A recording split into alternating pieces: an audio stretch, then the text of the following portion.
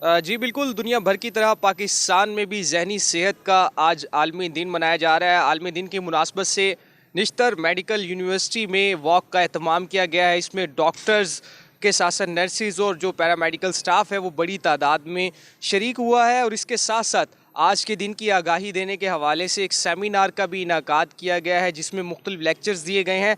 तो हमारे साथ जो वॉक के शुरा हैं वो मौजूद हैं, हम उनसे बात करते हैं। सर, क्या कहेंगे आज के दिन के हवाले से, क्या पैगाम देंगे?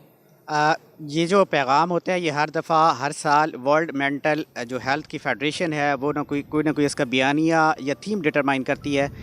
आजकल इस साल जो इसका थीम है वो है make mental health and well being for all a global priority, कि हमारे लिए जो ज़हनी सेहत है वो हमारी टॉप प्रायोरिटी होनी चाहिए इंटरनेशनल लेवल पे। तो इन दिनों को मनाने का मकसद एक तो आवाम के लेवल पे शऊर देना है कि जिस तरह से बाकी जो अमराज हैं वो काबिल इलाज हैं, तो इसी तरह से जो ज़हनी अमराज हैं वो भी उसी तरह से काबिल इलाज हैं।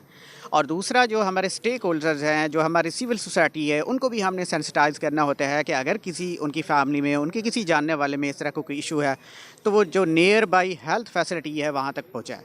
आज बिल्कुल वॉक के शुरा का यही कहना है कि जो इस बार का जो मोटो रखा गया है उसमें यही है कि जहनी जो बीमारियां हैं उनके हवाले से उन्हें संजीदगी से लेना चाहिए और ऐसे अफराद को सपोर्ट भी करना चाहिए। और इस हवाले से निश्तर मेडिकल यूनिवर्सिटी में वॉक का एहतमाम किया गया है, सेमिनार का भी एहतमाम किया गया है, जहाँ पर मुख्तलिफ लेक्चर्स दिए गए हैं जहनी अमराज के हवाले से।